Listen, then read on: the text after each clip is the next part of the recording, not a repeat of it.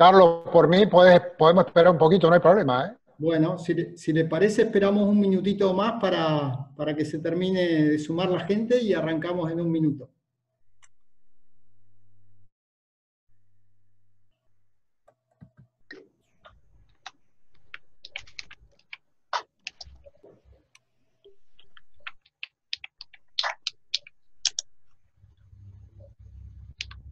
Como verán, la gente que me conoce un poco, ya no soy el Magnano de antes, ¿no? Ya di un handicap de 3 o 4 minutos. En otra época no sucedía eso. Yo escuchaba, la semana pasada hubo una reunión donde usted pudo estar en la primera parte con Cassetay, ¿no? Con Alejandro Cassetay, y Alejandro contaba una anécdota de esto, ¿no? De ese colectivo que salió tipo, con 2 jugadores menos a un entrenamiento, y la anécdota era que al día siguiente el que había llegado tarde 2 minutos fue usted, y que se enojó porque ese colectivo no salió, ¿no? Como que la regla había sido distinta para los jugadores que para usted, ¿no? Esa fue una anécdota que contó Alejandro. Es verídica, verídica. Lo que pasa es que los entrenadores siempre tenemos una carta en la manga, como para zafar de la situación, que caemos parados siempre, pero realmente fue así, me enojé mucho. Es más, yo no sé si la habrá contado completa la anécdota. A mí me llegó la versión que ya habían preparado un cántico, que me estaban esperando un cántico y todo, pero apenas subí el colectivo, me le fui a las barbas al jefe de equipo, al asistente técnico, que por qué el micro no había salido, Claro, si el día anterior habíamos dejado 2 jugadores. claro. Entonces, nadie se animó a cantar nada, Claro. todo el mundo se quedó tranquilo, pero bueno.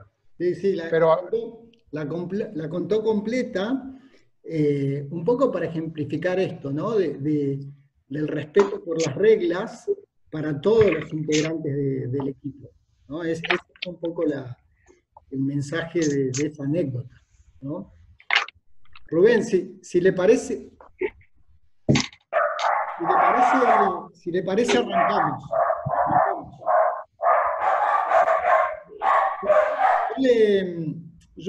Yo preparé una serie de preguntas que a mí me gustaría hacerle. Primero agradezco a Diego Lifchit que me hizo el contacto con usted, como para poder, bueno, contar con su presencia y bueno, agradecerle el tiempo que nos está dedicando.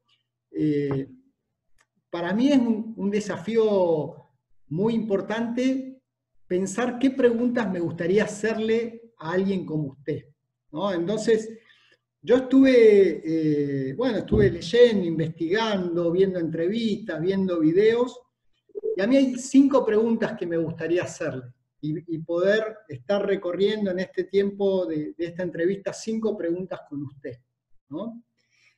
Y arranco con la primera, ¿no? Y arranco con la primera un poco tomando esta anécdota del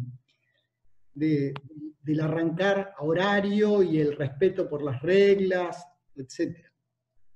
Yo creo que todos nosotros vemos en usted una persona muy respetuosa de las reglas, con convicciones muy firmes, con valores muy firmes. Hay muchas anécdotas que hablan de eso de usted, ¿no? Y para mí la pregunta que yo quería hacerle es si usted cree que la personalidad de los entrenadores de algún modo se transmite a la personalidad que tienen los equipos, ¿no? Si usted cree que esos valores y esas convicciones que usted tiene se transmiten a sus equipos. Esa es mi primera pregunta. Bueno, bien saben, yo no soy psicólogo, soy solamente profesor de educación física. Lo que me ha tocado construir como entrenador ha sido en base de un elemento que nadie puede comprar, que es la experiencia, el ensayo, el equivocarte, el caerte, volverte a levantar, el salir aireoso, ¿por qué no? Pero yo, ¿por qué hago esta introducción? Porque creo que todo individuo, capaz que vos como psicólogo tal vez lo puedes explicar mejor, tiene una especie de naturaleza. Y yo he obrado siempre escuchando mucho, prestando atención a mi naturaleza y nunca le he abandonado. Capaz que ahondando en búsqueda y en explicaciones, a veces me he manifestado, estaban muy cerca esa naturaleza y que tenía que ver con mi crianza y básicamente con mis padres, ¿no? Donde creo que son los verdaderos educadores de los individuos. Son nuestros padres.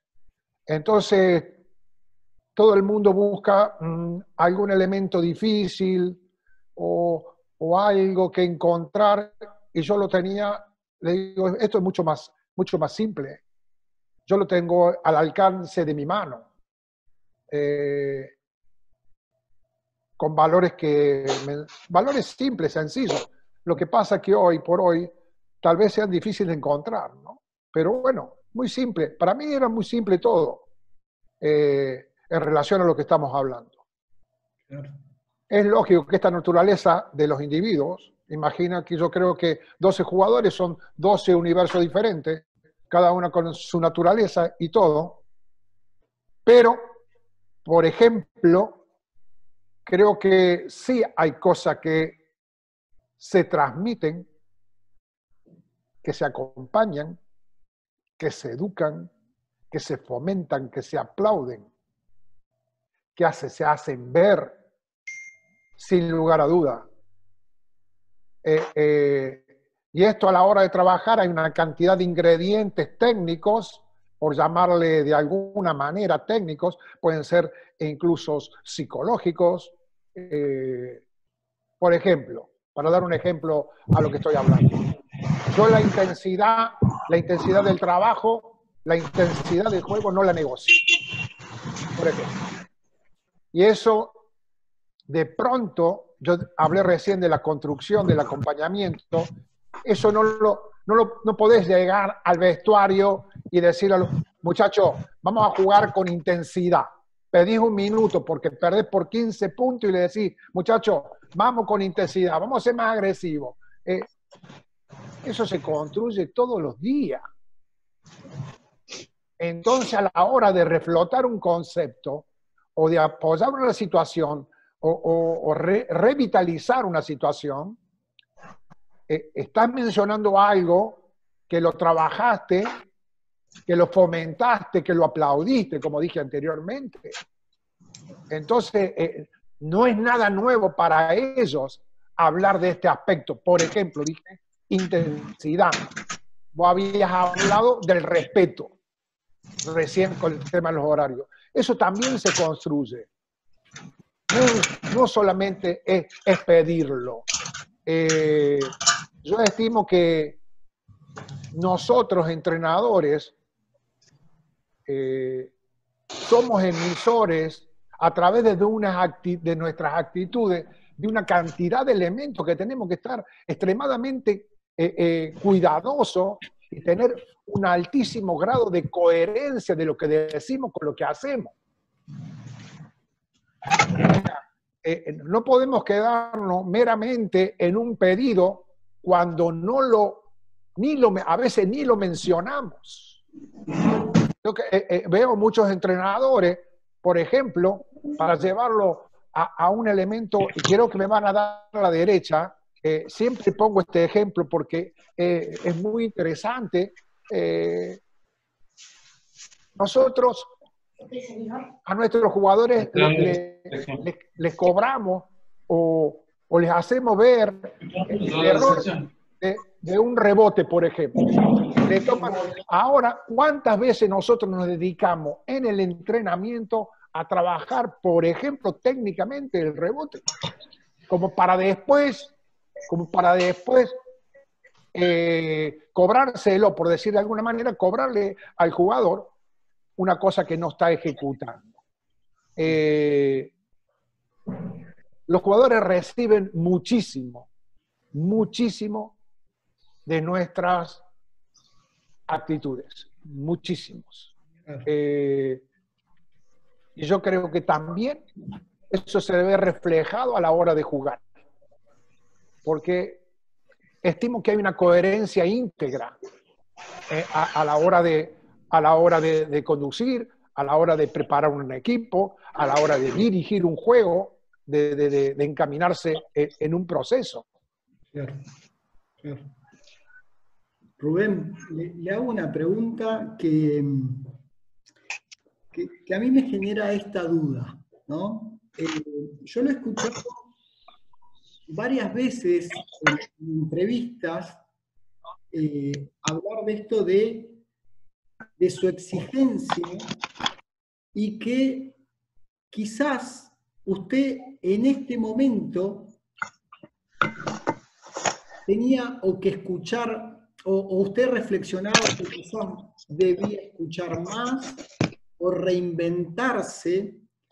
Y a mí la duda que me genera es si todo esto que usted nos incluye en su primera respuesta, eso es inmodificable hace 20 años y ahora, o si usted cree que el paso del tiempo y las generaciones más jóvenes implican algún cambio en esto. O sea, ¿cuál es su opinión sobre esto? ¿Hay algunas cosas que usted nos indicaba que no deben cambiar y otras sí? O sea, cuando usted se ve hoy y se ve hace 20 años, ¿es lo mismo? ¿Usted cree que algunas cosas... Ahí te veo que estás en la charla del Zoom, dice. ¿Cuál es su opinión? Es ese ruido.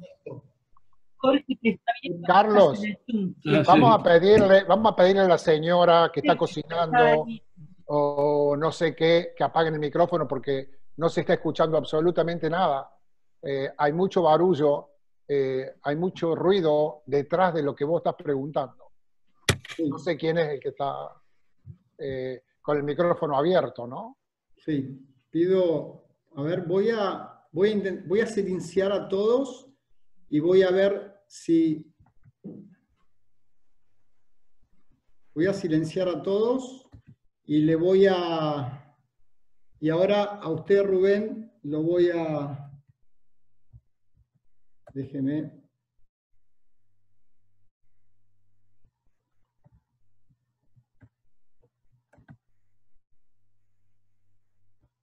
Rubén.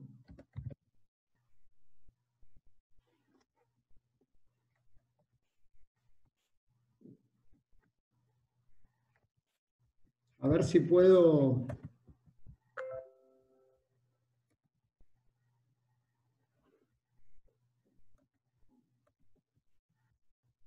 Usted, Rubén, no puede ahí abrir, ¿no? Su micrófono.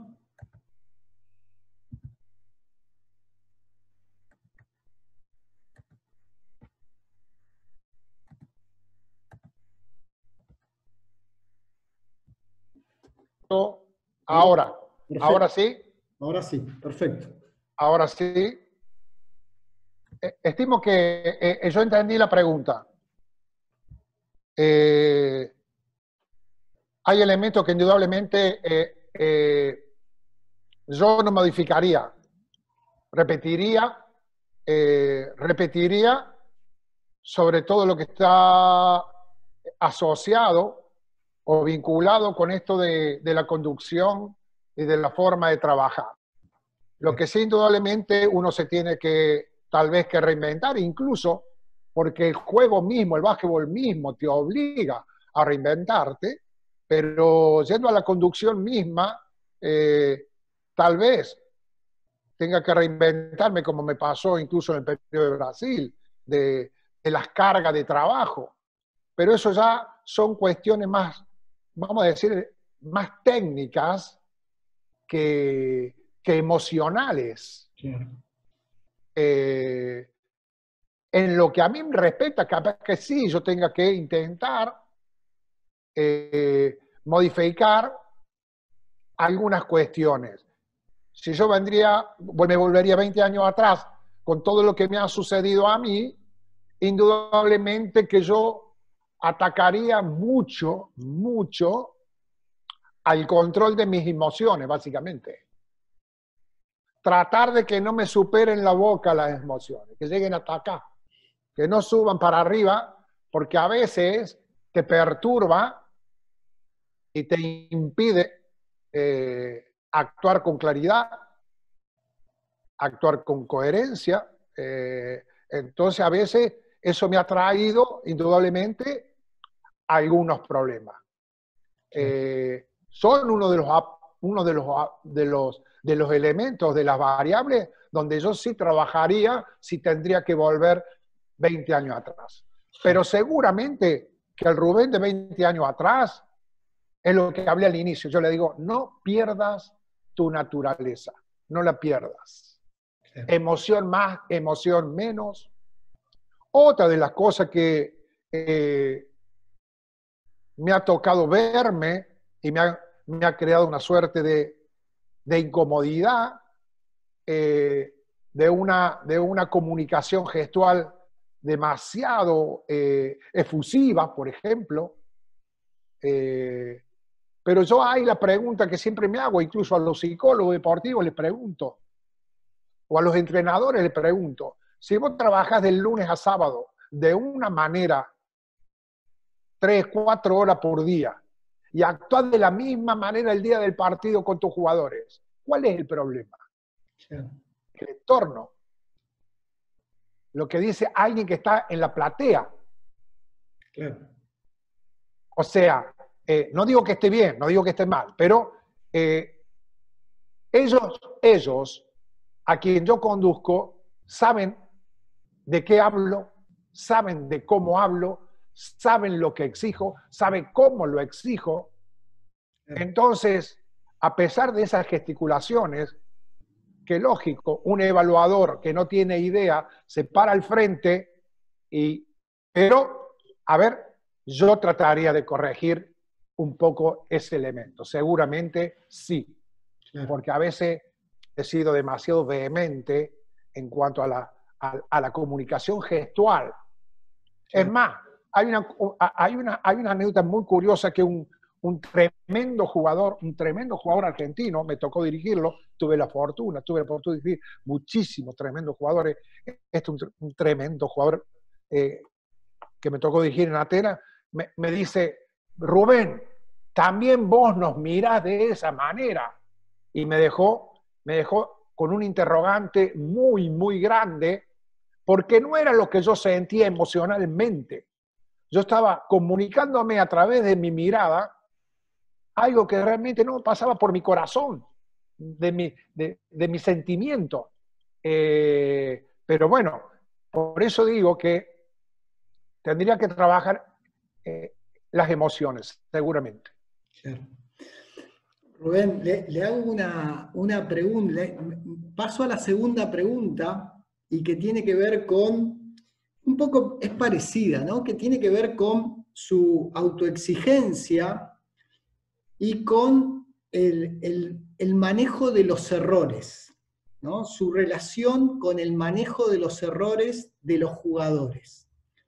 De acá mi pregunta es, si usted trataba distinto los errores en la preparación que al momento de competir de sus jugadores, porque entendía que tenían un impacto distinto, si en su cabeza hay distintos tipos de errores y trata a algunos de una manera y a otros de otra. O sea, me gustaría preguntarle eso, ¿no? A usted que tiene estos niveles de exigencia, ¿cómo se lleva, cómo gestiona los errores?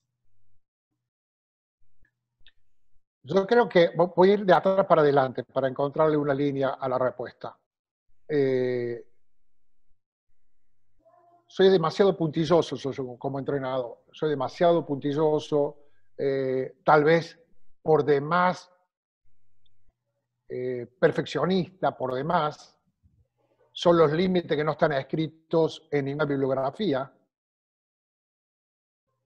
de qué es lo que vos percibís a la hora de entrar en tu entrenamiento, a la hora de entrar a un juego, cuál es la línea de la libertad y del libertinaje, como digo siempre. Esto del hecho de ser tan perfeccionista, tal vez un poco ponga un freno de mano al jugador, capaz, por temor al error. Pero hay otro elemento también muy interesante que lubrica todo ese andamiaje a la hora de la toma de decisiones, que es la confianza. Por eso yo hablé y hice hincapié de todos esos días, del lunes, el martes, miércoles, el juego, donde vos comenzás a construir, ¿no es cierto? Y estás lubricando con la confianza una cantidad de elementos. Es más, yo creo que el jugador que entra en sintonía con el trabajo, que es dedicado, que se preocupa, eso lo vas detectando vos a través de sus actitudes, ¿verdad? Tienen a la hora de su compromiso del juego mismo, tienen una suerte de hándicap.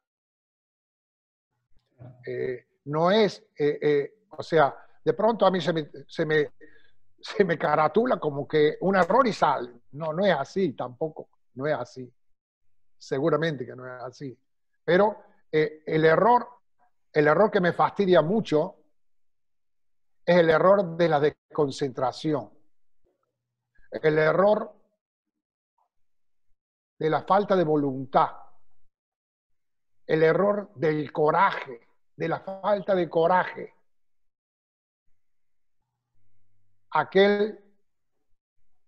Yo siempre tengo una frase que a todos mis equipos apenas llego se las hago saber, el de querer jugar con el esfuerzo del compañero. O sea, esos errores de focalización a mí me fastidian mucho. El error cuando sobre todo se busca una justificación, no por el error mismo, sino por la justificación del error. Sí. Ejemplos. ¿Qué hace el jugador? ¿Qué hace un jugador que sabe que va a ser cambiado y recibe la pelota en el ataque? De 99 jugadores, 100 la tiran, como sea. O sea, ponen por encima, empiezan a jugar contra el entrenador en vez de jugar contra el rival. Ponen por encima su ego personal antes de las necesidades del equipo. Ese error, que termina siendo tal vez un justificativo, no sé cómo titularlo, me fastidia muchísimo. Bueno, pero el error que vos me diste, dos tipos de errores, ese error, el de la focalización, de la concentración. Bueno. Rubén, pero también dice algo muy, muy interesante, que es, usted entiende esta exigencia como el hacer que el jugador esté preparado, ¿no?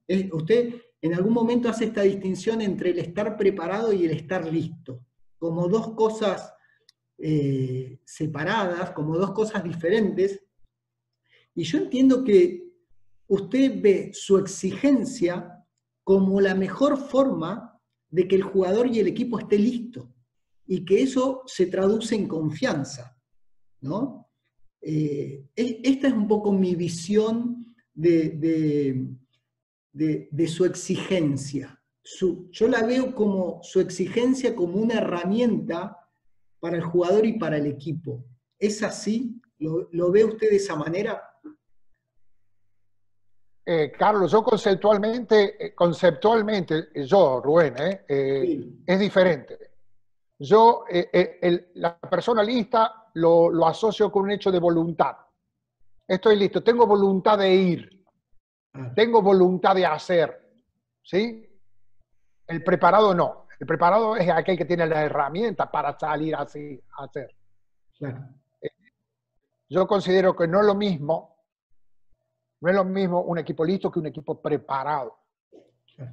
Yo lo que trabajo e intento trabajar es en la preparación del equipo y de las partes del equipo. Cuando me toca, bueno, tener una posibilidad de dirigir, ¿no? Y de preparar un grupo de personas. Eh, Creo que esa preparación que indudablemente tiene que ver, eh, primero, creo que tiene que ver con un alto grado de seducción. Tenemos que ser seductores, con objetivos alcanzables para ir construyendo lo que nosotros queremos, donde tiene que ver muchísimo la metodología que utilicé para que él paladee un poco el gozo de haber obtenido algún elemento que vos lo estás exigiendo, exigiendo, exigiendo. Entonces, tenés que ser inteligentemente seductor para eso, para lograr esa preparación. Desde lo físico, desde lo técnico, desde lo táctico, de lo emocional, todo. Entonces, mira, cuando tengo un grupo de jóvenes al frente, en cualquier cosa, y hablamos mucho a veces, tocamos este tema, le digo, ¿quién quiere jugar en la selección argentina? Si me toca, por ejemplo, dar una charla acá. Y de 100 chicos, 100 levantan la mano. Yo quiero jugar en la selección. O sea, una cuestión de voluntad, ¿están listos para ir? Le digo, ¿pero ustedes están preparados para ir? ¿Creen que están preparados? O sea, para mí hay mucha diferencia ahí, ¿eh? Y la exigencia tiene que ver con esto. Claro, Porque estoy convencido que esa preparación te pone los objetivos al alcance de la mano. A veces no lo logras, a veces no llega, no conseguís, pero que está latente la conquista, está latente la conquista. claro, claro. Rubén, le hago la tercera pregunta. ¿Qué cree usted que los jugadores esperaban de usted como entrenador? O sea, ¿qué quieren los jugadores del entrenador? ¿Qué esperan? Me suena, indudablemente, que tal vez sea capaz que sea una pregunta para ellos, no para mí. Yo supongo lo que ellos pueden esperar. No tengo realmente, no tengo la respuesta cierta porque no soy yo quien tendría que tenerla, ¿no? Pero sí me suena que el jugador no solo espera, sino merece respeto, muchísimo respeto. El respeto o sea, con letra mayúscula, capaz, en todos los aspectos. Eh, el jugador tal vez espera comprensión, que se los apoye, que se los alimente, que se los acompañe. Lógico.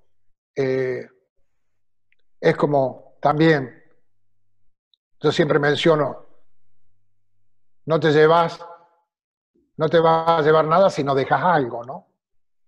O sea, si un jugador vos lo ves que es esforzado, que tiene coraje, que es respetuoso, seguramente se crea una sociedad y una comunicación muy interesante. Y esto no significa de andar a los abrazos, ¿eh? No. Significa es que cuando te tocó participar, tuviste en tu plenitud, lograste lo que te propusiste, el equipo consiguió el objetivo. Bueno, a eso se refiere. Voy a utilizar de nuevo la misma palabra. El jugador creo que precisa que estés preparado, precisa soluciones, precisa que les des soluciones, sobre todo en los momentos álgidos, en los momentos difíciles. Yo creo que el jugador también necesita sentir de que vos sos una parte de ello. Hablo del equipo, básicamente, ¿no? No que sos un ente aparte. Pero eso también se construye, sin lugar a dudas se construye, asumiendo la responsabilidad de las tomas de decisión que como buen entrenador tenés, ¿no? Bueno, pero este elemento de la comunicación es la que permite ir descubriendo incluso cuáles son las necesidades que tiene él. Y bueno, y ahí entra un diálogo re interesante, donde indudablemente todo el mundo pretende disfrutarlo, básicamente, ¿no? Claro. Rubén, le hago esta pregunta. Usted ha dirigido a muy buenos jugadores, ¿no? De diferentes países y jugadores que han jugado incluso a nivel NBA. ¿Encuentra elementos comunes en estos jugadores? O sea, si usted tiene que tratar de decir, estas 2, 3 cosas estaban siempre, ¿encuentra elementos comunes en estos jugadores? Sí, a ver, quiero entender bien la pregunta, porque yo creo que tiene que ver mucho también el ámbito, tiene que ver, ¿por qué digo esto? Porque un tiempo de selección no es lo mismo un tiempo de un club, donde la convivencia es realmente muy, muy fuerte, es un día a día bastante agitador, son situaciones totalmente diferentes a lo que se vive dentro de una selección nacional, ¿no? Lo que sí está claro, lo que me ha tocado percibir básicamente, tener una respuesta de por qué muchos jugadores llegan a donde llegan. Capaz que, porque me ha tocado ver también muchos jugadores con talento que no han logrado absolutamente nada. El talento, estoy segurísimo que el talento solo no te garantiza absolutamente nada, sino acompañado con una cantidad de elementos que hacen que te propulse a cumplir con los anhelos que tenés, ¿no? Y de eso sí, he visto jugadores que el apetito por llegar ha comenzado tal vez con un anhelo, con un sueño, pero a llegar al objetivo que se proponen. He visto cómo han edificado eso. He visto cómo nadie les regaló absolutamente nada. A través de su esfuerzo lograron las cosas. He visto en los diferentes equipos que me ha tocado dirigir lo que significa un poco la pasión por jugar. Aquello famoso, no hago lo que yo quiero, sino quiero lo que yo hago. Muchos jugadores que querían lo que estaban haciendo. Son puntos en común y te dan la explicación de por qué llega donde llegan. Hay palabras y hay conceptos que fui ya nombrando, pero jugadores que no jamás tenían una excusa. Todo por lo contrario. Entonces, y eso indudablemente hace a su crecimiento. No es poco lo que he visto en muchos jugadores lo que significa realmente la palabra compromiso. Jugadores de clubes, jugadores de selección. O sea, sin eso, sin ese elemento, realmente es extremadamente difícil. Desde el aspecto técnico. He visto jugadores que, indudablemente que el aspecto técnico tiene que ver por todo lo que hablé anteriormente, que lleva a que el jugador intente mejorar a diario, justamente por todo esto que estuve hablando, de ir incluso reinventándose o buscando el ser mejor día a día. Hay una cantidad de elementos que he encontrado en los diferentes equipos donde me ha tocado vivir que son un común denominador. Claro. Yo lo escuchaba en esta reunión que tuvo con Vecchio y Lamas y Sergio Hernández, hacer mención a Luis Scola como el jugador sí, ¿no? Hacía este comentario usted, ¿no? Como que Luis es el jugador sí, como que la palabra que a usted le resonaba, sí, resumiendo su personalidad, era el sí, ¿no? Me gustaría si se puede explayar en esa imagen que tiene de Scola. O sea, si yo me tengo que explayar el sí, yo tendría que decir sí. Bueno, busqué, es indudable que muchísimas veces, en cantidad de ocasiones, me han preguntado por Luis, qué opinaba de Luis. Me ha tocado dirigirlo, creo que dentro de la selección nacional, el jugador que más dirigí, me parece. Ya de categorías de base, después yo siendo asistente, después me tocó dirigirlo en el adulto. Este monosílabo engloba una cantidad de cosas que tiene que ver sobre todo con la palabra esta que dije del compromiso, básicamente. Pero el compromiso no solamente con la selección, sino el compromiso, creo que con él mismo, a evolucionar, te diría, cotidianamente. Sí, a reinventarse. Hoy la escuela tira de 3 puntos, por dar un dato técnico, un mero dato técnico, nada más. Hoy escuela sale y tira de 3 puntos, porque él sabía, son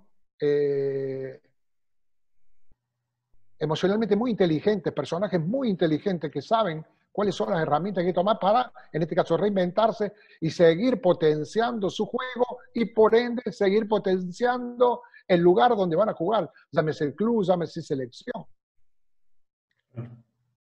Si analizamos el calendario histórico, vamos a ver que Luis Scola es siempre un sí a la selección nacional. Cuando yo hablaba de ese sí, hacía mucha alusión a eso, básicamente. A lo positivo que es desde ese compromiso, a lo positivo que es emocionalmente, y no quiero quedar en un hecho conceptual. Cuando Germán O'Neill le pisa la espalda después del tapón en Indianápolis, él lo único que hace, desde el suelo lo mira. Y va y tira 2 tiros libres y reponemos la pelota. O sea, y esto lo digo por conocedor de causa, no de Luis Scola, sino de lo anterior, lo que hubiese pasado unos 10 años antes sucedía eso, era una guerra campal que tal vez, casi con seguridad, hubiese revertido la onda que tenía el equipo en ese momento.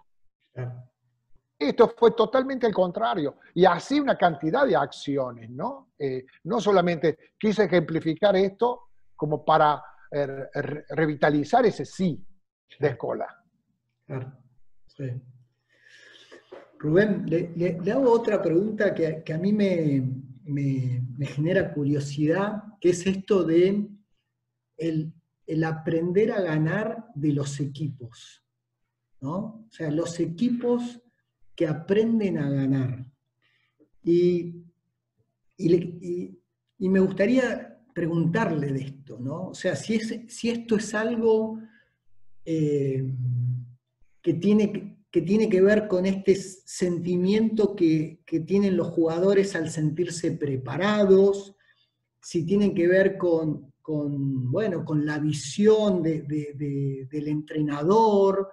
¿Qué es esto del aprender a ganar que usted lo indica como algo que percibió en esos jugadores, en ese equipo?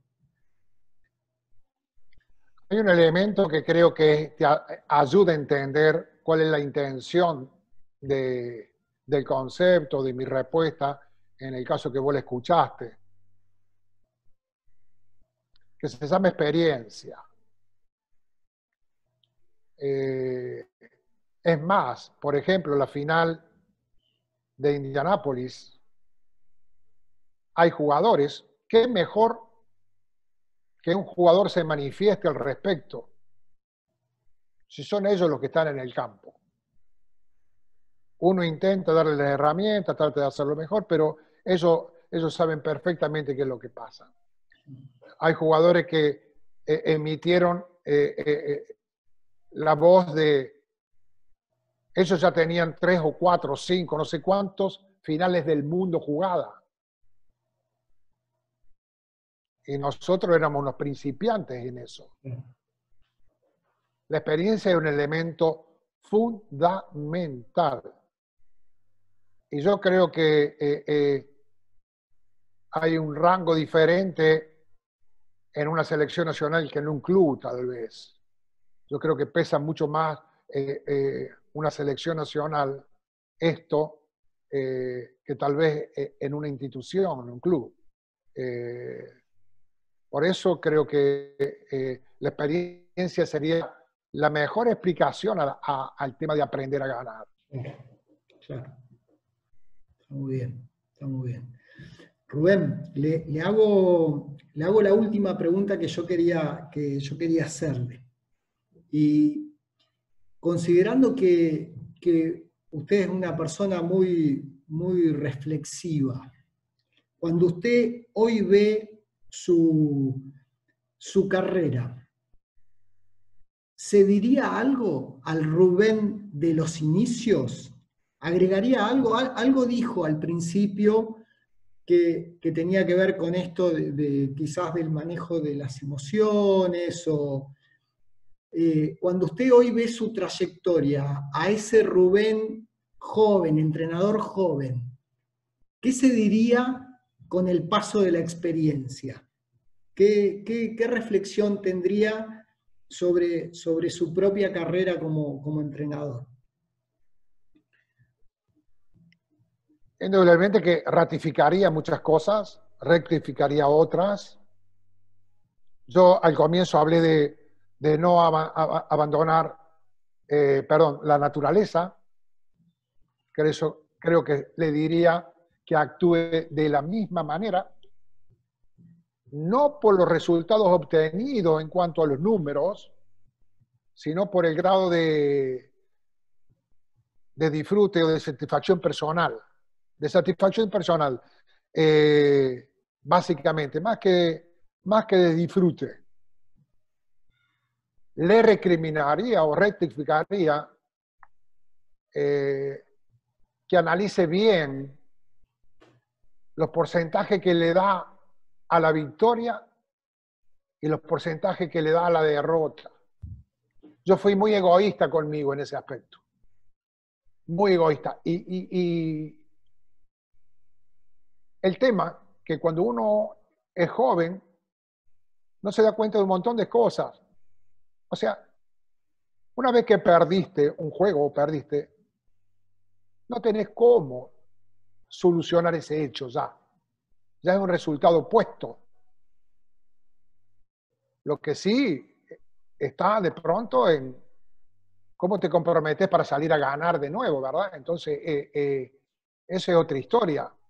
Por eso, digo del egoísmo que yo tuve con mi persona, al darle un porcentaje muy alto a la derrota y muy bajo al porcentaje de disfrute. No tiene que ser así. Pero esto no solamente por mí, sino por todos mis seres queridos, por todas las personas que tengo a mi lado, que conjuntamente conmigo sentían el sabor, como decimos en el barrio, el sabor a pólvora en la boca cuando te tocaba perder. Entonces, le diría que, bueno, yo ya se los comenté, qué cosas atacaría el tema básicamente de las emociones, que controlar más las emociones, pero también hablando de porcentaje, como te decía recién, son muchas cosas las que ratificaría que más que las que rectificaría. Porque no tengo de qué quejarme en absoluto. Claro. Bien. Rubén, ¿hay algo de lo que a usted le gustaría hablar o mencionar que yo no le he preguntado y que usted tenga ganas de transmitir, de decir, de reafirmar? No, mira, hay hechos conceptuales que indudablemente los he aprendido, los he estudiado, que tienen mucho que ver con esa naturaleza que yo hablaba. Por ejemplo, que yo leía un artículo y decía, pero si yo actué de esta manera, o sea, iba descubriendo el concepto que estaba muy relacionado con el hecho mismo. O sea, cosa que me gratificaba muchísimo, ¿verdad? Muchísimo. Donde creo que hay que hacer muchísimo hincapié, sobre todo nosotros entrenadores, y no estoy hablando de entrenadores de nivel, ¿no? Todas las personas que tenemos a cargo un grupo, estamos a cargo de jóvenes, de niños, de profesionales, lo que sea. El tema de este saber escuchar, creo que es vital hoy en la conducción, el saber escuchar. Realmente es una distinción que a nosotros nos permitiría muchísimo, muchísimo mejorar nuestro perfil, nuestra preparación. Estuvimos insistiendo en la palabra esa. Podríamos incluso dar muchísimas más respuestas. Crearíamos una comunión, una comunicación mucho mayor. Es un elemento, me parece, que a mí me gusta siempre resaltar, ¿no? Claro. Bien. Bueno, Rubén, yo le quiero decir algo a nivel personal. Para todos nosotros que estamos aquí, usted, su trayectoria es sumamente inspiradora, ¿no? Cuando uno invita a alguien a venirlo a escuchar a usted, la gente, ahora deben ser unas 100 personas, que es un poco el límite de la reunión, y toda la gente, cuando yo le invitaba ayer a venir a escucharlo, mostraba un entusiasmo y un interés muy grande por usted. Y yo no sé si eso usted lo percibe o se adueña de esas cosas, pero se lo quería reconocer públicamente porque es un poco lo que genera, ¿no? Este interés o esta identificación con sus valores, con sus convicciones, para lo que los escuchamos, es sumamente inspirador. Yo me imagino que para una persona como usted estas cosas quizás, no sé, le deben generar cierta incomodidad, pero se lo quería transmitir para que se adueñe de la parte linda que tiene que ver con ese reconocimiento, de lo que una persona como usted genera en el resto. Y esto era lo último que yo un poco quería decirle, y bueno, y agradecerle, como le planteaba al principio, su predisposición a charlar este rato con nosotros, ¿no? Bueno, indudablemente que agradecido, realmente es un honor, me siento extremadamente orgulloso, ¿no? Pero me ha tocado, o sea, la gente que ha estado alguna vez cerca mío por cuestiones de básquetbol o de vivencias, sabe perfectamente que no me siento arriba de los triunfos ni de los títulos, todo por lo contrario. Creo que soy una persona bastante desafiante en lo que yo quiero, pero aprendí en este tiempo, de una palabrita muy curiosa que es la gratitud de la gente. La verdad que me llena de orgullo, ¿no? Perfecto. Bueno, Rubén, un gusto haber charlado esta casi hora con usted. Le agradezco mucho su tiempo y bueno, le repito lo inspirador que es usted para todos nosotros. Así que le mando un fuerte abrazo y espero que esté muy bien. Y bueno, le agradezco también a la gente que se sumó a la reunión. Bueno, un abrazo para todos. Hasta siempre. Gracias, Rubén. Chao. Gracias.